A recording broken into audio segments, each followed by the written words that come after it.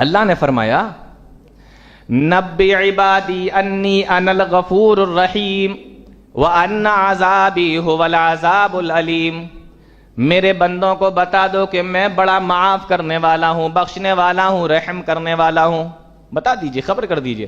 اور اسی کے بعد والی آیت میں اللہ نے فرمایا وَأَنَّ عَذَابِي هُوَ الْعَذَابُ الْعَلِيمُ، بے شک میرا عذاب بھی بڑا دردناک عذاب ہے۔ یعنی دو چیزوں کو ایک ساتھ اللہ رب العالمین نے بتایا۔ میری مغفرت کی بات سن کر اتنا خوش نہ ہو جانا کہ نیک کام نہ کرنے لگو، اور میری عذاب کی باتوں کو سن کر اتنا نہ ڈر جانا کہ میری رحمت سے نا امید ہو جاؤ۔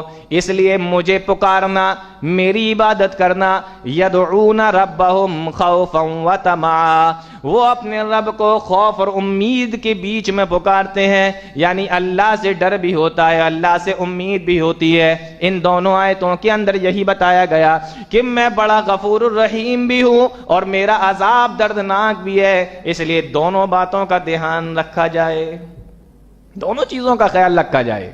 اللہ معاف کر دے گا، اللہ معاف کر دے گا کہہ کہہ کر ہزاروں لاکھوں گناہ کرنے والے انسان یہ دھیان رکھنا پڑے کہ غفور الرحیم کے بعد جو دوسری آیت ہے وہ عذاب العلیم کی ہے کہ ہم دردناک عذاب بھی دینے والے ہیں۔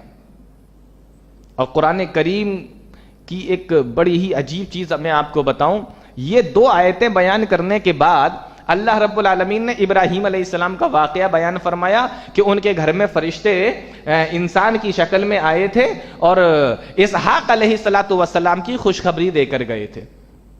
سوچنے کی بات یہ ہے کہ بات تو یہ چل رہی ہے کہ میں غفور الرحیم ہوں، میرا عذاب دردناک ہے، اور اس کے بعد کچھ جنت جہنم کا بیان ہونا چاہیے تھا۔ کچھ سمجھ میں ایسا آ رہا ہے، لیکن جنت جہنم کا بیان نہ ہو کہ ابراہیم کے یہاں آنے والے مہمانوں کا قصہ سنایا جا رہا ہے۔ سننے میں ذرا عجیب سا لگ رہا ہے، دیکھنے میں ذرا عجیب سا لگ رہا ہے، لیکن چونکہ یہ اللہ کا قرآن ہے، دیکھو ان دو آیتوں میں یہ بتایا گیا کہ میں غفور الرحیم بھی ہوں اور میرا عذاب دردناک بھی ہے۔ اس کے بعد ابراہیم علیہ السلام کا قصہ، اور ابراہیم علیہ السلام کے گھر میں آنے والے ان مہمانوں کا ذکر جو فرشتے تھے، انسان کی شکل میں آئے تھے، ان کا کام کیا تھا اس واقعے کے اندر بیان کیا گیا۔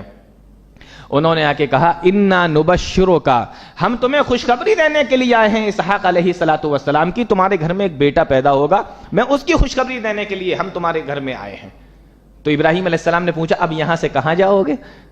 قال فما خطبکم ایھا المرسلون، ٹھیک ہے تم ہمارے گھر میں آئے، بیٹے کی خوشخبری لے کر آئے ہو، اب یہاں سے کہاں جاؤ گے؟ تو جواب دیا انا ارسلنا الی قوم مجرمین، ہم اب یہاں سے لوط علیہ السلام کی بستی میں جائیں گے اور ان کے اوپر عذاب نازل کریں گے۔ دیکھو ایک ہی وقت میں وہی فرشتے ایک گھر میں آئے تو رحمت کی خوشخبری لے کر آئے، اور وہی فرشتے جب دوسرے وقت میں ایک دوسری جگہ پہ جا رہے ہیں تو اللہ کا عذاب بن کر جا رہے ہیں۔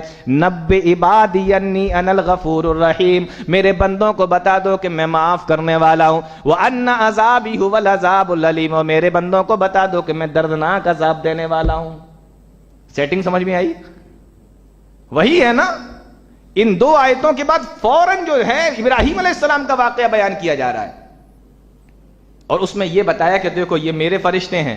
جب ابراہیم کے گھر پہنچے تو رحمت، اور وہیں سے جب لوط علیہ السلام کی بستی میں پہنچے تو عذاب۔ یہی تو بتایا ہے اللہ رب العالمین نے کہ میں رحمت بھی کرتا ہوں، عذاب بھی دیتا ہوں، اس لیے ڈرا بھی جائے اور اس کی رحمت سے امید بھی رکھی جائے۔